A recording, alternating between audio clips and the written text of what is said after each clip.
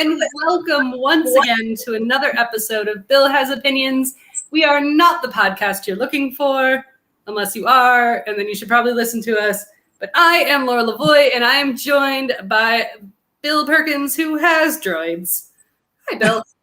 Hi. How are you? How are your droids doing today? One has a bad motivator. That's never good. That's never good. Do you, did his arm color change and now you don't recognize him anymore? Yeah, and there's an explanation for that, but you're going to have to pick up a comic book to find out why. It's not in the movie. It's not. It's not. It's not. But what is in the movie is you may not recognize me by my red arm. I was like, nah, you look like the same guy, just with a red arm, which you just made a big deal out of and then refused to tell us why. Like, that was the goofiest fucking line, man. It was like, what the fuck is this shit? And then I found out later it's because they were hawking a comic book that you had to go buy.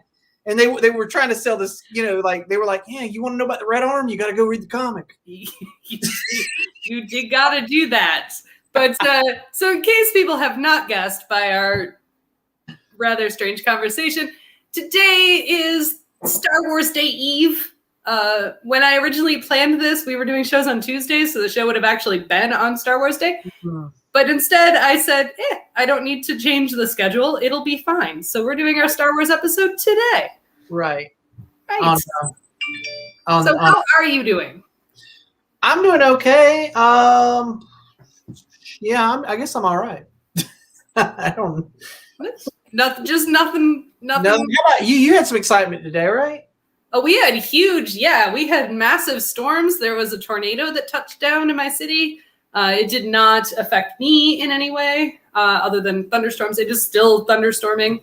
So I don't have the right lighting in here. So there's really nothing I can do if it doesn't, if there's no outdoor light, but. Gotcha. So I can expect a storm over here in about 2 or 3 hours then. Probably. I thought it was earlier today. So I would think if it was going to hit you, it probably would have hit you. Oh, yeah. I mean, well, you said it's still raining there, so it'll probably be raining here. Yeah, but the tornadoes. No, I don't expect tornadoes. I live in the mountains. They kind of keep the tornadoes at bay for the most part. You would think the city would too, but it does not. And I saw a picture. It actually looked like a water spout. It was really weird. Like it didn't even look like a traditional tornado. Yeah. It's one of those newfangled ones. It's a newfangled tornado. Exactly what it is. So you're all raving about, So, but I survived. I survived the tornado of 21, and I did because Matt was taking an exam. Yeah. And I poked my head out of the room where I was, and I was like, tornado, I don't know what you need to do here because you're literally in the middle of exam, but tornado. Right. In case that window was to bust, you might yell. Yeah, just a little. So then I took the cat into the bathroom and we shut the door and sat in there for 10 minutes until the threat passed. So, and she was just she was like, I don't know why we're sitting here, but okay. This is weird, but I'll roll with it. She's good at that. All right. So moving on from tornadoes, what you drinking today? I am drinking a Perfect Day IPA, and I know you're going to say, that's weird. You're drinking an IPA. Well, yeah, it is weird, because last week, I don't know which one, it's probably that Imperial whatever the hell I had, but something, so as soon as I got off the air, like all the booze hit me at once, and I was like, whoa, something I drank had more than 5%. And I felt miserable, and I went next door to get a pizza. And I took like one bite of pizza, and I was like, nope, not going to eat this pizza. And I drank a glass of water, and then I went home and went to bed. And I just felt, ugh. And I didn't drink beer all week because I was just like, no, I'm not feeling it.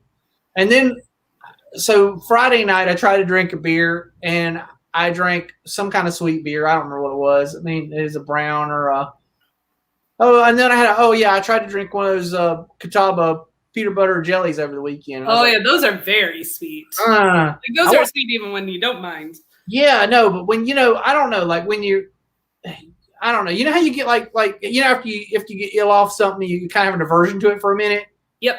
So I kind of had a beer aversion this week, and so I decided to get an IPA today because I figured at least it wouldn't have that syrupy sweet thing going, which because everything I tried to drink over the weekend, everything, I would get a beer and I'd be like, oh God, this tastes like syrup and it's nasty and I don't like it. So, this is exactly the moment to embrace IPAs because that's how tastes change, right? Right. Because you create a version. And I told you, like, this happened to me when I was on keto once. I had bought an entire case of Kolsch beer to take to Dragon Con. And then we did keto for a month because I was trying to like look svelte in my costumes, right? And that's the only thing, by the way, FYI people, the only thing keto is good for is I need to look good a month from now in an outfit. You won't keep that weight off, but you will look good in that outfit a month from now. Keto for a month, look good in your outfits. But here's what it will do. It'll make you fucking hate any beer that's remotely sweet. And I didn't realize Kolsch's were that sweet until I'd been on keto for a month. And then you're like, holy shit. Like, so what happens is after you've been on keto for a month, you taste the sugar and everything. Like, you can get something and you have barbecue sauce on it, and you're like, oh my God, this barbecue sauce is like all fucking sugar. You develop a sense for sugar. Like, you're like, oh, there's sugar in that. I can't eat that. That's not for me. So that happened, and I can drink Kolsch's again now, but it took me a while. I had to work back up to them. Sure. I had a real aversion to them, but I had a whole case of Kolsch I took to Dragon Con, and I put the first one out and was like, look, oh God, this is terrible. I got a whole case of it, Oh, don't worry. I think the rest of us drank it all. It was fine. It was fine. And thankfully I had also, I think I had a case of Kolsch and a case of one of the few IPAs I actually enjoy. And so I just ended up drinking all the IPAs instead. But anyway, tonight, Perfect Day IPA by Asheville Brewing Company, which is actually a very mild IPA. It's a sipping IPA. It's fine. There was also a hazy on tap that I thought about for a minute, but I didn't know it, so I was like, I'll just get another one. Yeah, it's worth a try. You had a Coastal. I do. I have a Going Coastal. The Coastal. That's good. See, I'll drink that one because that's got fruit in it, and although it might be too sweet now. That's for today. Although you get the hops, the hops make a lot of difference. What else? Then I also have a hazy. I have Okay. a Session Hazy IPA. So okay, you know what? I got it home, and I meant to bring it, but I should have drank that over the weekend. I got this one from Terrapin, and it's called Luau. Mm-hmm. Have you had that? Mm-hmm. Okay, I thought you probably had. I have indeed. It's it's very tropical. I haven't tried it yet, but I assumed I would like it. Maybe? If you like Going Coastal, you'll likely like that. Okay, I do like Going Coastal. It's Going Coastal is one of the ones I'll pick up sometimes at the gas station because they actually sell a tall boy of it too. Nice. And I'll stop at the gas station on the way home some days and be like, I'm just gonna drink this. It's good stuff. It is good stuff. And this is Sweetwater is from Atlanta. Mm-hmm. So we're literally counting down here the days. So I figure I better get my Atlanta beers in. This is also, I'm still talking about beer for just a sec. Anyways, I wanted to mention that I did buy a 6 of that mimosa beer that I put in the fridge that I'm saving for whatever time that you and Heather are both. We'll break that out. Fantastic. Heather will be excited. I don't know if she's here tonight because she was actually on an adventure. So yeah, I saw she was out of town. She's out of town. So we may not have our librarian. I hope we don't. Well, I think we probably know everything we need to know about Star Wars. Well, we're about to find out, aren't we? Because we are. Yeah, our show is about Star Wars. So let's just dig in. Do you have a monologue? Do you have an overarching opinion? I like Star Wars. I mean, I've gone back and forth. You know what's funny? I definitely went through that thing where, and this happens a lot with things, I'll like a thing and then they'll come out with more of the thing, and then if the more of the thing somehow like sort of disparages the legacy of the thing, then you'll kind of like the thing a little less. But I go back and forth because Star Wars does that because they'll have a good Star Wars and then a bad Star Wars. And you'll be like, so your opinion's constantly fluctuating. At the end of the day, you still like it. You still enjoy the world building of it. Like it's an interesting. That's really it. I think is the world building and the characters are interesting. Sometimes it's got its faults, and we'll get to that. But at the end of the day, it's pretty entertaining. Are you not entertained? That's what I say. That's my argument for people who like nitpick too much. I'm like, are you not entertained? Because if you are, then shut up, right? Like that's really the thing. You got to just. I got my things that I got beef with. I got a couple, like probably a list of about 10 things in Star Wars that I really got beef with. And we will talk about that in a minute. But okay, so let's do the thing like what sometimes we go. You're like, what is your history with this thing? So I'm going to talk about that for a second. Let's do that. So pretend I asked that question. What's your history with Star Wars, Bill? So, interestingly enough, my parents had just split up. It was 1978. My parents had just split up. And we had moved to an apartment complex. And I guess in some manner to, assuage my feelings, although I wasn't as broken up about it as my mom probably thought I was. Because, my dad was like, he wasn't much of a dad anyway. Like he was never there anyway. Before they even split up, I didn't see a whole lot of him, so I didn't really notice his missing. But anywho, we moved out of our house, moved to an apartment complex. And my mom took me to the store, and I was walking through the store, and I saw these figures on the rack. Now I didn't know shit from Sean. I hadn't seen the movie yet, but I picked up a figure. This looks interesting. I think Darth Vader. I think was the first one I bought. Nice. Because that was the most interesting looking one. I got Darth Vader, and then I think a couple days later, she took me to the store again, and I think I got Obi-Wan Kenobi because he also had the sword. Yeah, the peek. Yeah, you did the little arm thing. Yeah, the little, But anyway, I bought these figures because I didn't buy them. I asked for them and I got them. I had these figures and I was like, ooh, these are cool. I don't know what the hell this is about, but it's neat, And of course, I mean, there are other figures that they just marketed without any backstory, like later on. Because kids will buy shit. They don't care. Exactly. But I had these two figures, and then I guess after a couple of weeks, I finally went and saw the movie. And then after that, I acquired a whole lot more of those figures, I really enjoyed that movie. I probably saw it 2 or 3 times in the theater, which was a rarity. Like, that was not a thing we did a lot of. You didn't go see a movie 2 and 3 times. And then, of course, we didn't have VHS or any of that shit yet. The only way to see a movie multiple times was to go see it multiple times in the theater. But if you really, really liked a movie, I guess you go see it a couple times in the theater. I did see that one a few times. And then I remember, I don't remember if it was, I think it was the next year. I think it was Halloween of '79. I was Luke Skywalker for Halloween. Nice. Were you Jedi Luke Skywalker or X-Wing pilot? No, I was, Jedi trainee, young, the white blouse. Yes. Did you have Yoda on your back? No, Yoda wasn't out yet. Yoda was 100% out yet. What? No, this was the New Hope Luke Skywalker. Fair enough. I actually had that haircut too because that everything. Because it was the 70s. That's how it looked. The thing from movies, you will know the era of any movie ever, no matter what time period or fantasy universe it was set in, by men's haircuts. That's just because it doesn't matter. It's all you look back at a 90s movie and you're like, yeah, this was made in the 90s. Yeah, it's true.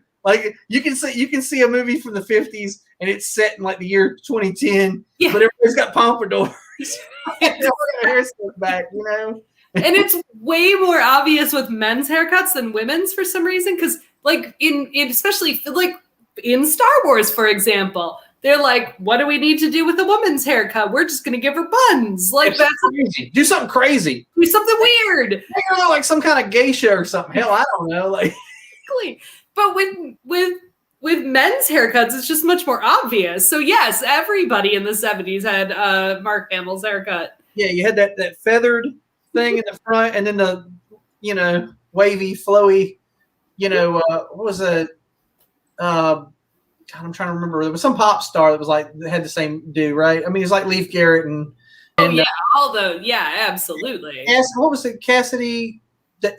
Sean Cassidy. Yeah, that Cassidy. Really, either one. Yeah, anybody off Tiger Beat had the same haircut, right? Like it was all a thing. So anyway, I had that haircut too because we all did. And so it made that part easy. But that's that's a thing. We did that, and then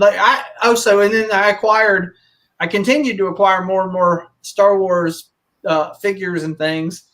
Being an only child, I had the most Star Wars figures of most kids I knew. So people, my friends would come over to my house. They'd be like, "Holy crap, man, you got a whole lot of Star Wars stuff." Yeah, I do. Yeah, I had and I had, oh gosh. So if you're into the collectibles and the figures, I actually had the Cantina playset that was a Sears exclusive. Mm-hmm. It came with the rare tall Snaggletooth character, which that figure went up to like $300 when I was like a teenager. Like that was a big deal. Like, and I had this. Oh, this is funny. So I want to say my senior year of high school, I had this friend in high school, and he got really into Star Wars. No, it was after that. Sorry, I was already in college, and I got word from a friend of a friend that this guy I knew from high school had really gotten into collecting. And he knew that I had a lot of Star Wars stuff somehow. I don't know who told him. Somebody told him, like, anyone who's a lot of Star Wars stuff is Bill Perkins.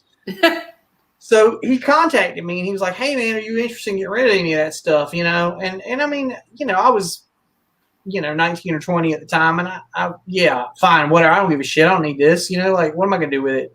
And I had gotten out of Star Wars at the time, and I started collecting like other things too. So, I was like, yeah, okay.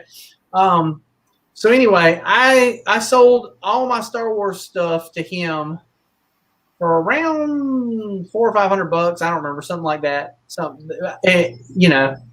all my figures, and I had an AT-AT and Death Star playset and Ewok Village, and then a handful of random small things. There was a thing called the Troop Transport, which didn't exist in the movies, but I think they used it was in the Star Wars Christmas special, I believe, maybe in the cartoon, because they had to put it in something to justify it being a thing. It's all marketing. That's all this is. It's just marketing. Well, that's in fact what Star Wars did. Like that, I think, is the single biggest contribution. That's true. It did. Star Wars created like the marketing machine. It's not just a movie. It's a movie plus all these toys, plus comic books, plus novels, plus all these things. Yeah, which didn't exist before that. Now, I do still have some of the other crap that wasn't toy related, because that guy, he approached me and he said, "Can I buy your Star Wars toys?" And I was like, "Sure." I still have shit. I still have I have a Return of the Jedi 3/4 length T-shirt. Nice. From when I was 7 years old that I'm saving to give to my grandkid when he's old enough to wear it. It's got Ewoks on it. Nice. I've still got a tin lunchbox from the first movie that I have kept and will not part with for any reason, because why should I? And I think somewhere, I don't know where it's at. It was probably at my mom's house, but I think I still have my my Star Wars New Hope throw blanket that I've had. Nice. Yeah. So nice. I have a few things still from the old, and then of course we've begun to collect new things because we actually have a Star Wars themed room in our house now for the grandkids that we're working on. Nice. So nice. Now we're acquiring Star Wars shit again. New Star Wars shit. Yeah. Not necessarily vintage shit, but some of the vintage shit probably will get put in there. Sure. Yeah, no, it's funny that, so I'm a year younger than you, right? So I was all of two when Star Wars came out. So obviously I don't remember like the actual Star Wars situation. Like I don't remember any of that hype. My brother is 5 years older than me. So he was exactly in the demographic. And he had all of the toys, like everything you've described, he had. His whole bedroom was literally just Star Wars toys. So, of course, I didn't really know what they were, but they're fun to play with. So I'm sure I played with and broke a lot of them. But because my family had kind of a very gender-based appropriate toy situation, like, I mean, because it was the 70s, right? Like, I wasn't, I was given all my sister's Barbies, but, I wouldn't have been given my brother's Star Wars stuff. And as it turns out, I would have much preferred that. Like, I didn't care about Barbies. I didn't care about baby dolls. None of that shit was interesting to me. But, yeah, the Star Wars stuff, fuck yeah, that would have been great. Oh, you know what I wish I hadn't? Well, actually, one of these things got destroyed, and I wish they hadn't. But when I was a child, I wish I still had the blasters. I had both a Stormtrooper blaster and also a Han Solo blaster. Nice. The first issue ones, but I think we were playing one day, and some kid I was playing with in my neighborhood dropped my Han Solo blaster on the pavement. No. And yeah, and I still had the Stormtrooper one for a while, and then I don't know what the fuck happened. Like at some point, I probably left batteries in it. You know how when you leave batteries in a thing? Yeah, it gets all corroded. Yeah, you probably did that and it rotted out the electronics in it. And I just was like, fuck it, whatever. Exactly. Anyway, but in retrospect, like that probably would be worth so much. I mean, like some cosplayer would want to buy that from me. Some five. True. I don't know. Or you could just do a Han Solo cosplay. Like that could have been a thing you did. I wouldn't be Han Solo. I don't, Well, no. hey, let's hold that thought. What would we cosplay? Because it's 6:22 and I should probably do time for that thing. Mostly because, I mean, it's kind of just irrelevant at this point, but it's just the segment we created. So we're going to do it, right?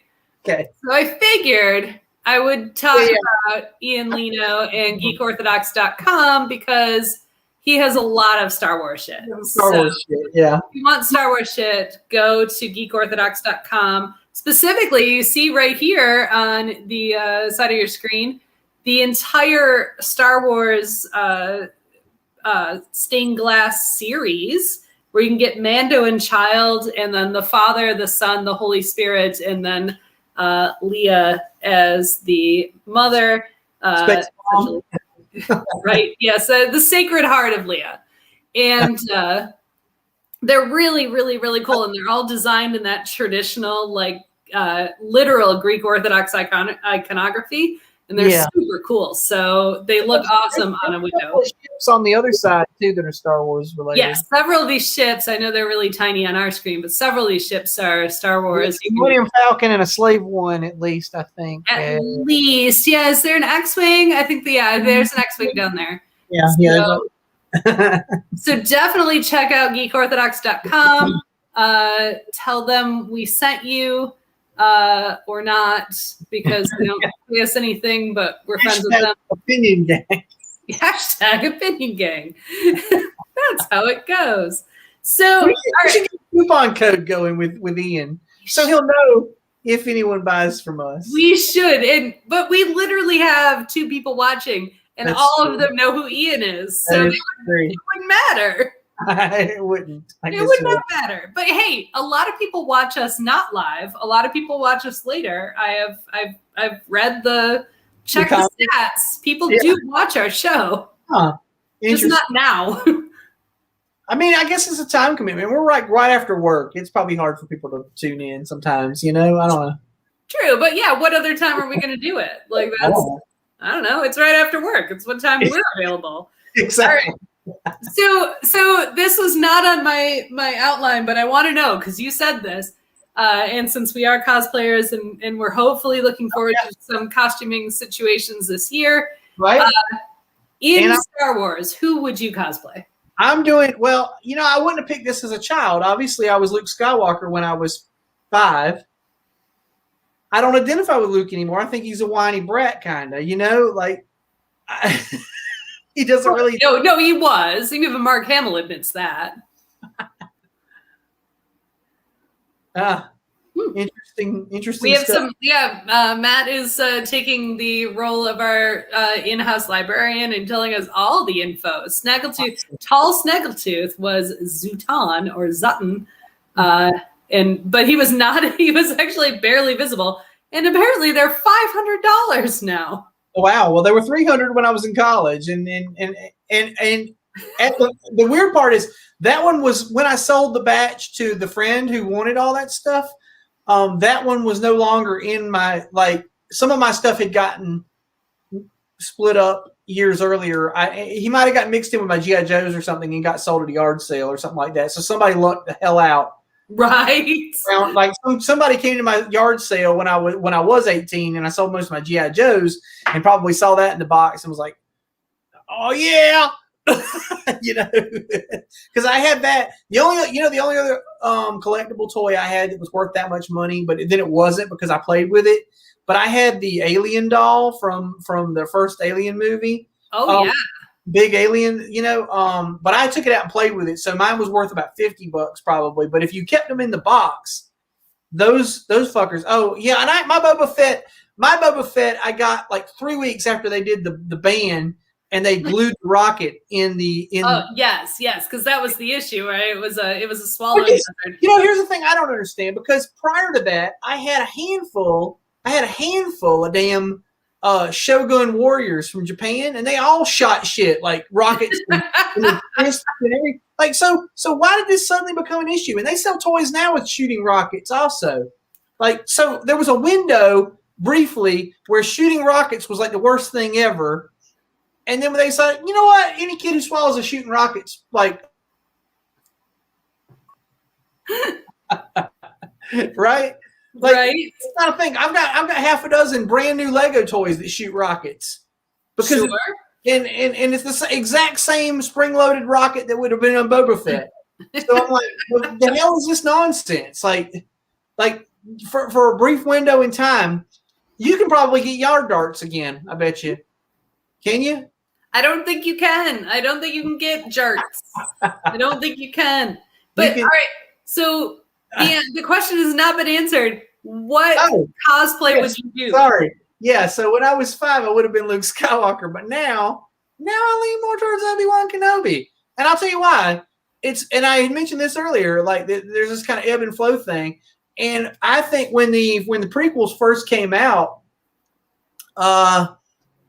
I probably was one of the people who naysayed them a little bit, like, it's not quite. You know, the biggest thing is it was mostly CGI, not practical effects, and I think it made it look it had a different look, and that's what bugged me, I think, more than anything. Everybody lost their shit over Jar Jar. I was like, there's always some corny shit, you know. Yeah, I was like, come on, the Ewoks, like, we're so angry about Jar Jar, but they were fucking Ewoks. Yeah. And I like Ewoks. Like, actually, Jedi was my favorite of the first series. Okay, I know everybody else thinks like Empire was the shit. Nope, not for me. It was fucking Jedi was the best one. Like, I disagree with everybody on that. Like, I don't know why because there's a general consensus, I guess, that this part of a story is the most engaging, the most interesting, right? No. I actually like Jedi better. I don't know why I did, but I did. I mean, I agree with you. A lot of times I do feel that way. Like, I definitely think, the first part of the Avengers thing was better than the second part. Right, because it got you to the climax and the right. But I don't feel that way with Star Wars. I generally like the finding out what the fuck is going on. Also, you know what it was? I found Hoth boring. And I liked going back to Tatooine. I found the whole segment on Jabba's palace was like, I'm very intrigued by that whole part. Like, Tatooine is an interesting planet to me, and I love that Mandalorian has explored it a little more. Yes, because it's a cool planet. It's got a lot of shit going on, and it's very interesting. And but anyway, back to my point. Shit, the prequels. The endearing thing, there were two things about the prequels that even when I was kind of a hater, that I had to admit, here's what they were good for. First off, getting to see Yoda in action. Kick ass, yes. Oh my God. When that fucker gets wound up, you don't want to be in the room with him, right? Like, he's just a fucking spinning ball with a lightsaber. He was one of the most powerful Jedi, of course. He's like all midichlorians, right? Or some shit like that. Well, I suppose they had more, but I don't know. Anyway. First of all, that we even bothered introducing midichlorians, like, come on. let's just, like, I think that might have been the moment the prequels went awry. Like, that's a shark jump moment there. I actually hate that more than Jar Jar. Yeah, no shit. Like, the midichlorians, one of the things I fucking hate. And then, but here's what happened. So then what the other thing besides Yoda showing off that I really loved, Ewan McGregor Obi-Wan was, oh my God, like, it's worth it for Ewan McGregor as Obi-Wan Kenobi. The dude, first off, he must have watched like Star Wars over and over again, and he got down the mannerisms of Alec Guinness perfectly. Yes. Like so, yes. I think there's like a very interesting thing to be able to play a character, a version of a character, but also the character's already been established. So you've got to, you don't get to do your take on it. You have to do that guy's take on it. Yeah. But pull it off, and so to me, like, I was like, damn, this guy oh man, this is awesome, Yes. No, exactly. No, it's like, for instance, because obviously Star Trek and Star Wars get compared a lot. When J.J. Abrams, completely rebooted Star Trek, right? Like, it didn't matter if Chris Pine was William Shatner, because it's a whole new timeline. It doesn't matter. It didn't matter, right? If Zachary Quinto was Leonard Nimoy, like, it didn't matter. But in Star Wars, this was a whole, like, it's already established. It was already established, right? These are characters that are trying to literally embody. And frankly, the timeline is weird. Like, there is no world in which Ewan McGregor, by the time Luke is 18, 19, 20 years old, would be as old as Alec Guinness. Like, it's just not possible. Actually, I believe I read that Ewan McGregor right now is older than Alec Guinness was when New Hope was made. Is he, though? Because Alec Guinness, he was... No, he looked fucking old, but he wasn't that old. Yeah, I don't know. I got to look this up. He was like Wilford Brimley, where he just looked old from the time he was like 40-something, and he's looked old forever. But anyway, so I identify with Obi-Wan. I love Obi-Wan, especially the Ewan McGregor Obi-Wan. And of course, that's what I'm planning on cosplaying this year is Obi-Wan Kenobi. It is not true. Alec Guinness was 63 years old during the filming. Okay. And Ewan McGregor is currently, hold on, I will bear with. The third thing down is Ewan McGregor. He's 50. So he's currently 13 years old. I think, so I'm thinking about playing a middle-aged Obi-Wan Kenobi right now. The Ewan McGregor Obi-Wan Kenobi. Nice. I just walk around and say hello there to people. Hello there. Well, so the best thing about Star Wars is you actually don't have to be a character to do Star Wars cosplay, right? You can just be like, I'm gonna put on Twi'lek Leku and you just get some Jedi robes. It doesn't really matter. Like, get some Jedi robes, get a lightsaber, whatever the fuck, right? Yeah. Whatever. I actually bought a couple years ago. There was from the prequels, because there were, like you said, very good things about the prequels. Was Padme Amidala's?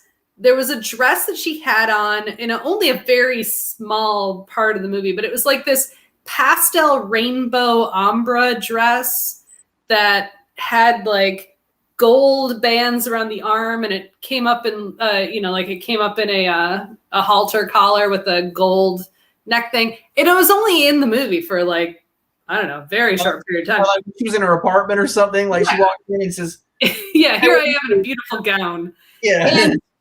But I bought that dress because I was like, that's a fucking awesome dress. Yeah. But when I wear, like, I don't really want to be Amidala. Like, that's not, so, like, I'm like, yeah, but it's the fashion of the day. I'm just like someone who saw that dress in a catalog. Yeah. You saw Amidala on the Viewer, and you were like, oh, that's a nice dress. I should get. You know what? I gotta make a point. Somebody pointed this out on some forum I was on this week. They were like, what was up with her? Like, she changed outfits every 15 minutes. And they were all these elaborate, like, they were the equivalent of a $1,200 outfit. Oh, yeah, absolutely. Which tells me the reason that Naboo was unprotected was because their queen fashion budget was way higher than their military budget. They were like... That's fair. And I think that's true. Like, I think you're right. They have like 12 fucking fighters or something like that? Like in the hangar bay, there were like 12 fighters. Yeah, but they also had like a dozen handmaidens who are made. All of them were dressed to look like Amidala. Yeah, because yeah, like what kind of crazy bullshit economy was this? It's like, I'll say this because in our current reality, we spend far too much on military budget, but I will say I would probably lose my mind if we spent more on the president's fashion than the military. I'd be like, hey, wait a minute now. Could you imagine? Here's the world where Elizabeth II, she in her little dress, her little coat and the little dress and the purse and the hat, like she does.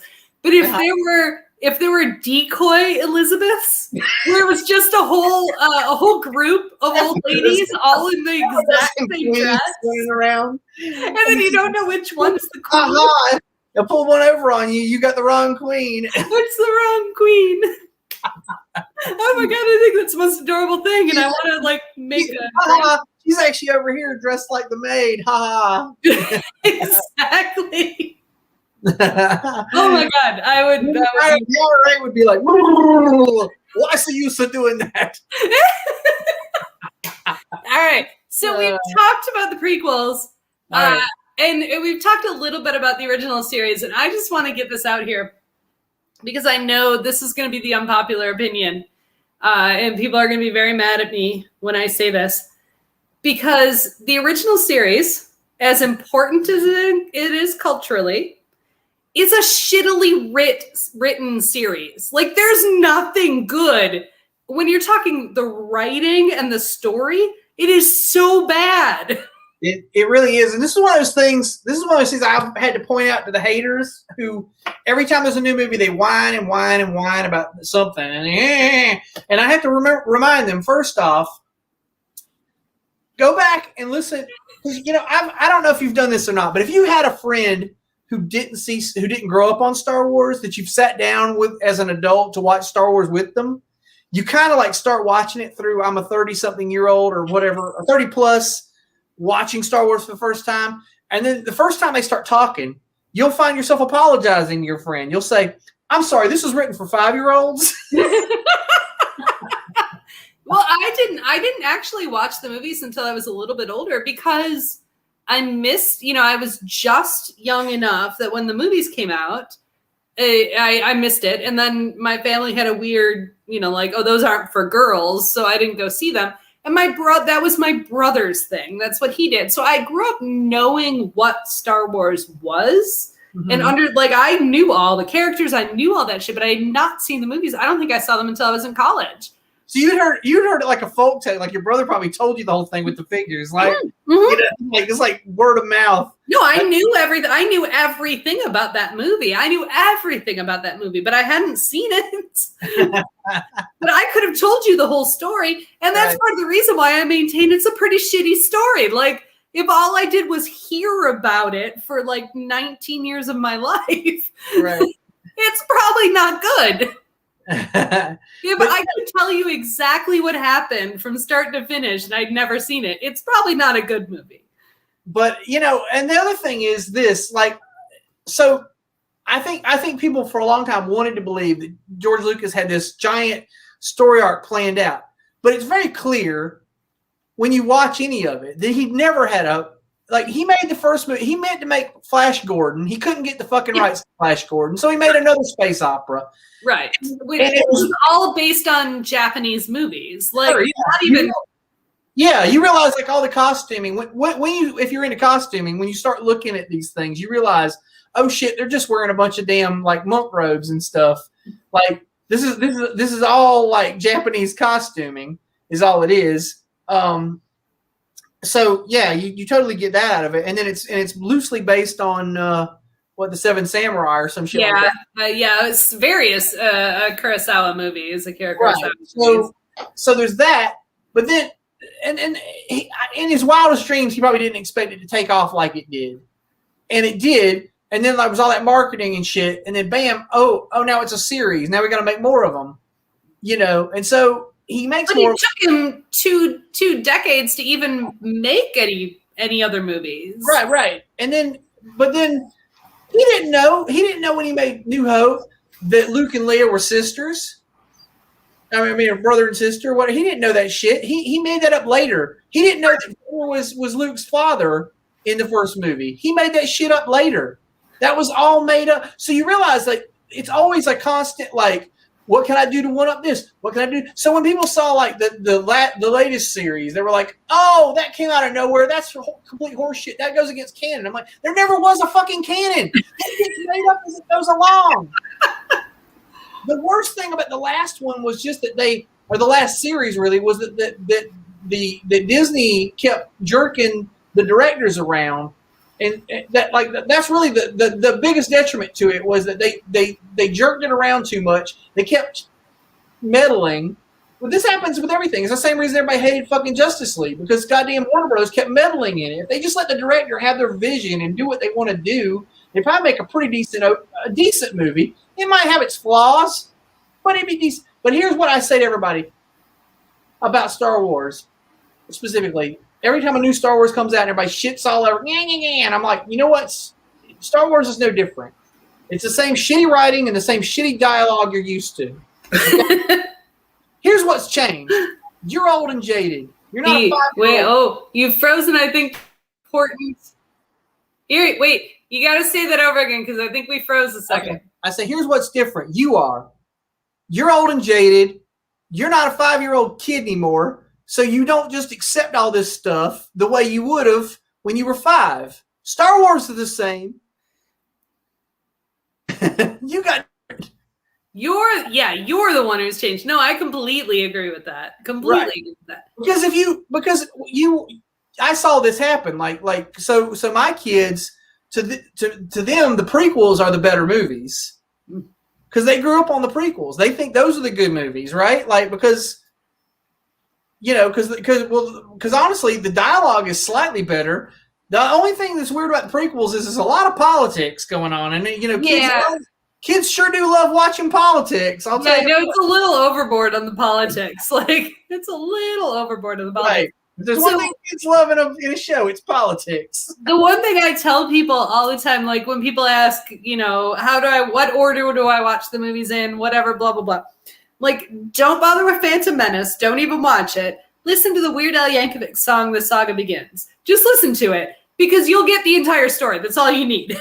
Well, I mean, you get Ewan McGregor being Obi-Wan in Phantom Menace. Well, you do, but not even because he's Padawan Obi-Wan. But he cuts Darth Maul in half. By the way, so here's one of my nitpicks. Darth Maul, in my mind, Darth Maul's dead. He's not coming back from that. I completely agree with you. Actually, I could do without Solo 100%. You cut in half. Like, what the fuck does he do when he comes back? How do you pee? How do you excrete? The bottom half of your torso is gone. Like, you can't exist that way. That's horseshit. I'm sorry, but I don't care how powerful you are. You can't live through that. So I don't believe in that. Okay, that's nonsense. And that never happened. Yeah, what do you? Oh God, that was one of those things that, like, I actually humored most of Solo and I was okay with it, but then it got to that last scene where Darth Maul showed up. I was like, "Fuck this guy! Like, this is no, what the fuck? No." And I'm aware he's in Star Wars, but I didn't watch that, so I was like, it happened out of nowhere too. Like, there was nothing in the movie that indicated that was going to happen. Then all of a sudden, it was like, what? But I will tell you, here's how much I hated Solo. hated Solo. Went to see it in the theater, hated it. I am a huge fan of I said I'm a huge fan, and now suddenly I can't remember his name, from the guy from Community, who played Lando in the movie. Gambino. Childish Gambino is exactly who I'm a big fan of. Donald Glover. Donald Glover, thank you. I've had a couple beers, so I don't remember names, but Donald Glover, I love Donald Glover. Yeah, he was great. He was great as all-time favorite shows. He is a talented man. Atlanta is a great show. I was so excited when they announced, and he was perfect. He was absolutely perfect as young Lando. Perfect. And I wanted to like that movie so much. And what it ended up being was, first of all, it was a heist. And heist movies are one of my least favorite kinds of movies. And second of all, not only was it a heist, but when they were getting to like the climax of it, it literally, like, all you need to know is, no, I double cross you. No, I double cross you. No, I'm going to double cross you. That was the entire end of that movie, was everybody double crossing everybody. And I was like, stop. This goes to show you can't trust anybody. Except Chewie. You can trust Chewie. You can always trust Chewie. Oh, this is my other nitpick on Solo was aside from Chewie, all the other Wookiees look like fucking Chaka from Land of the Lost. Like, what happened to the budget? Was it? This is not a big budget movie. Like, I was like, the fuck is going on here? These things look like Sasquatch or something. Like, what? They're not. This isn't Chewie.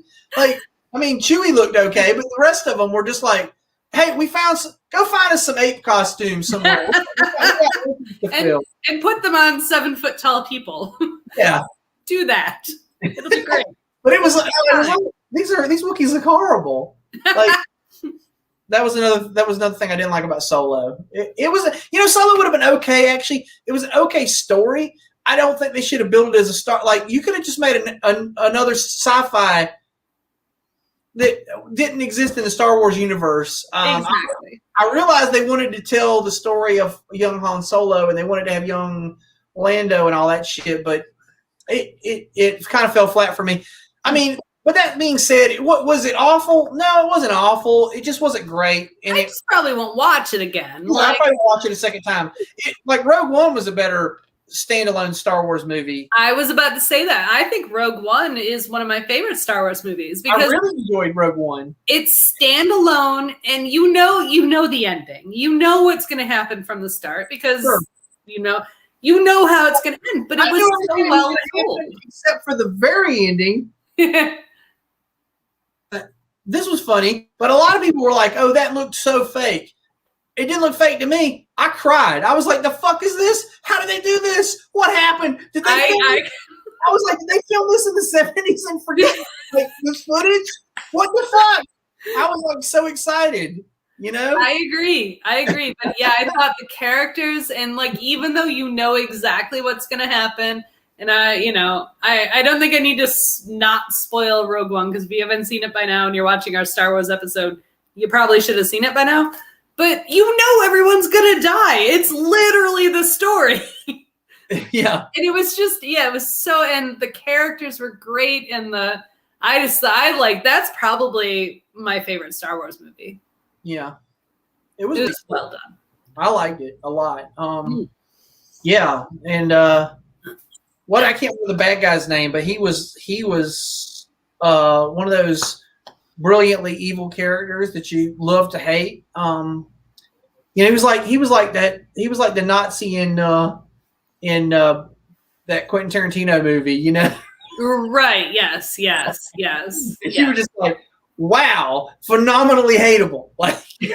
But well done. Like, I don't think a character needs to be likable to be a good character. No, they just need to be well done.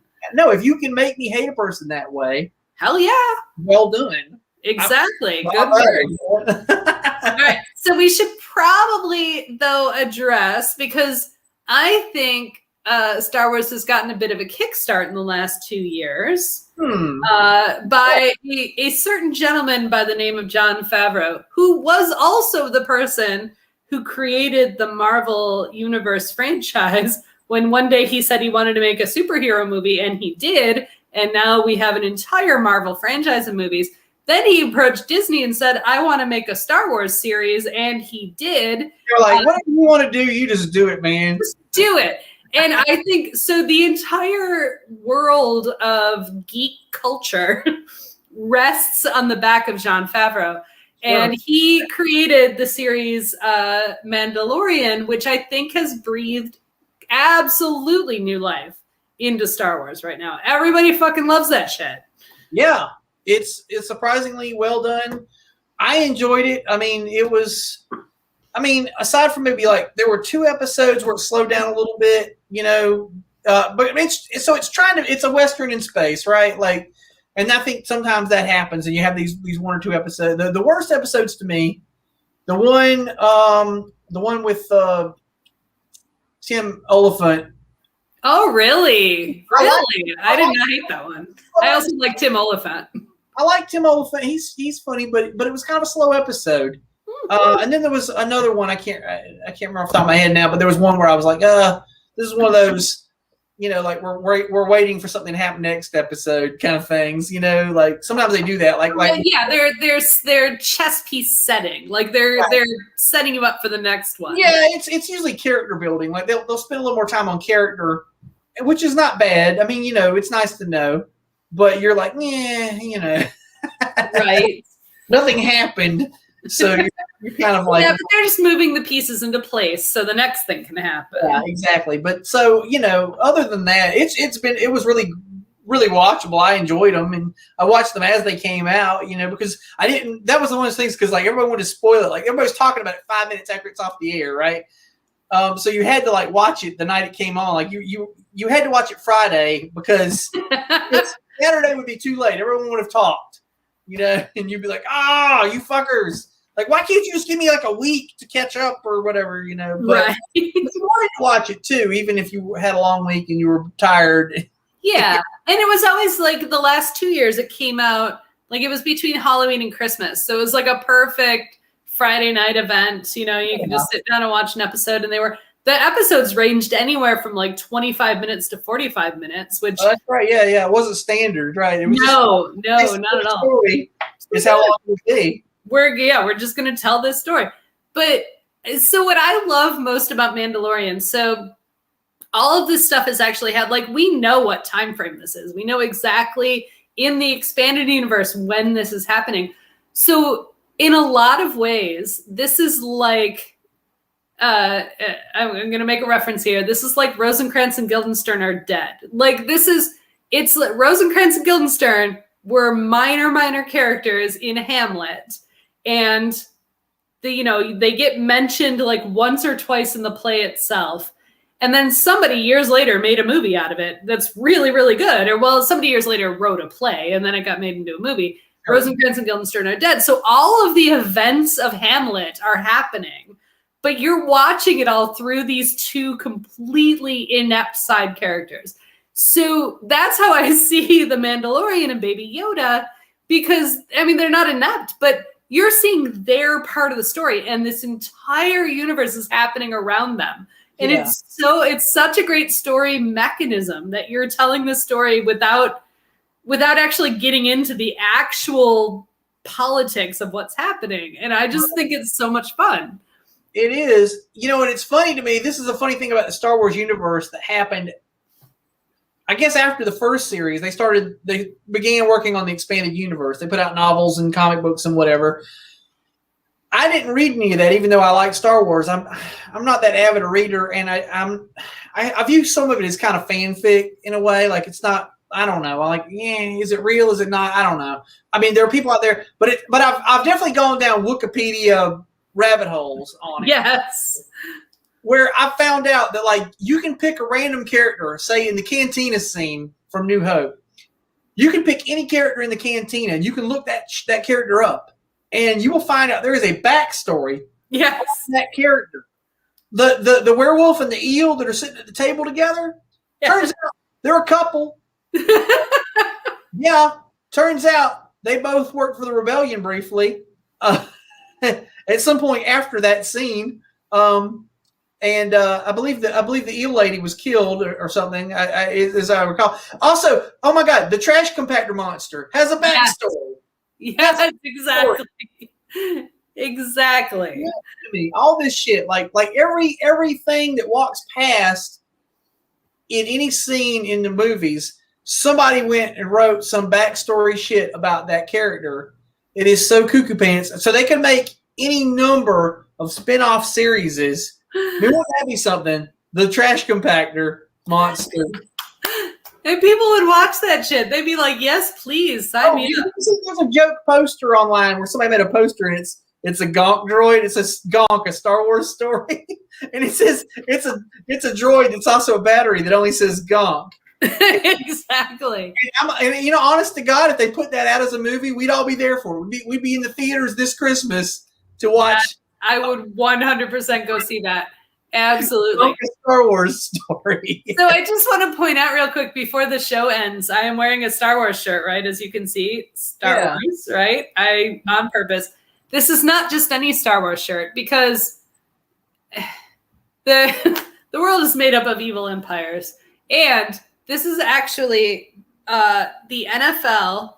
The NFL actually partnered with Disney and made shirts for every single team. All of them are the same.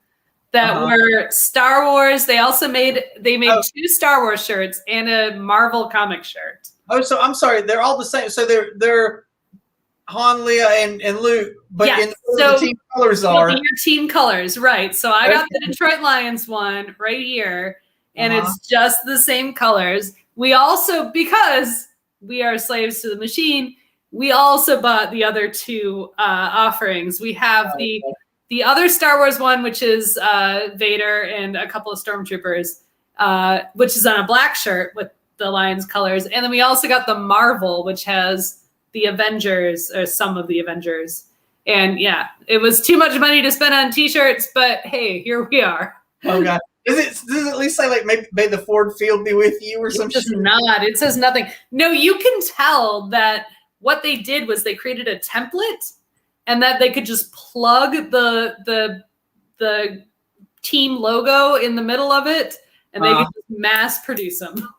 I see. They're probably print to order even, right? Probably. I don't know. It came from NFL.com. It's very specific. You're marketing to the overlap of people who like Star Wars and football. Yeah, and they did. We bought those. So good job, NFL. You did that.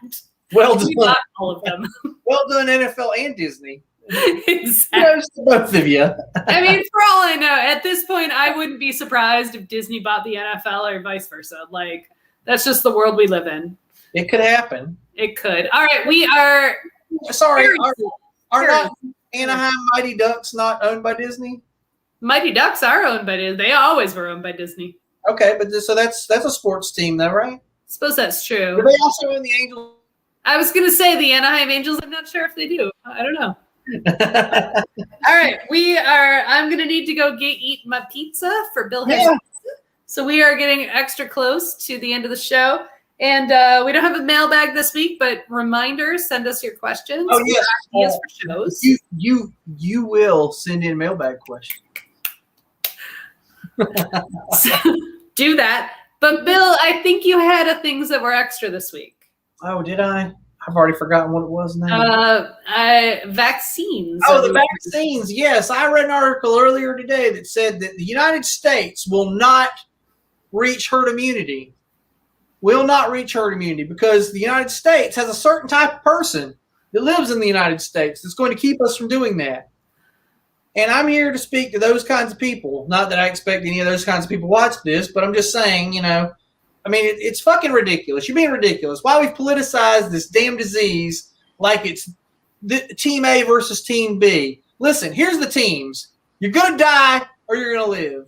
You either want to live or you want to die. So if you want to die, fuck you, go die, I guess. That's where I'm at with this shit now, at this point. The rest of us will eventually move on. Those of us who are vaccinated will go back to doing things. And those of you who are not vaccinated will also go back to doing things. But you know what's going to happen to you? You're going to catch a fucking disease and die. You'll be on a respirator. the thing I read said for the next probably 8 or 9 years, this is going to be a reality. Our hospitals are going to continue. They'll be less full, but they will be full of COVID patients because people are going to be fucking idiots, and they're going to insist on going and choking to death in the goddamn hospital instead of getting a couple of shots and getting this out of the way. So if choking to death in the hospital sounds like your idea of a good time, more power to you, I guess. I've already had my fucking shots, and I don't care anymore. So fuck off.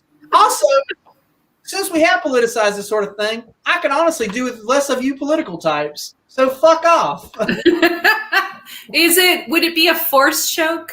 Would it be? Yeah, the force of phlegm in your throat. Yeah, I mean the literal fact that your system's all shut down. Yeah, I mean, I guess I don't know if you want to view the force as just kind of like the way things unfold. Then yeah, or tiny microscopic viruses that will kill you. Those are midichlorians, if you will. They are midichlorians, which we didn't get to, but I am very anti-midichlorians. We said we were anti them. We did get to it. We said they were stupid. Did we do that on the show, or was that before the show? I don't remember. I thought we mentioned it. I don't know. I don't know. Okay, now we got to it. There you go. All right, we did it. Midichlorians, they were dumb. They were dumb. Dumb like COVID-19. So, all right, Bill, we are reached the end of the show. Yes. Can you give me the show credits? Yes. Too bad we don't have like a scroll. I know. Well, so anybody who tuned in at the beginning saw that I had a new opening segment. Oh, yeah, that was nice. But of course, I can't use the actual Star Wars theme because YouTube would immediately dump us and we'd never get our channel back. So I picked ambiguous orchestral. Generic sci-fi dramatic music. Yes, basically. But I was very proud of myself. Also, it looked great. I was stranded in a room all day because Matt was taking exams and I was sequestering myself so that I wasn't a disturbance. And I finished my work and then I'm like, well, what else do I do? Oh, I'll make a new opening for Bill Has Opinions. All right, so I'm going to take it away now. Bill Has Opinions is engineered and produced by Laura Lavoie, who she just explained made the fancy intro to the show, in addition to all the other shit. The opinions expressed by Bill are not necessarily those of Laura, although I feel like today's episode they mostly were. And they're definitely not the opinions of our sponsors who don't pay us a dime to be on our show. So don't hold it against Ian. But do go buy some of his fine Star Wars or non-Star Wars related products, if you will.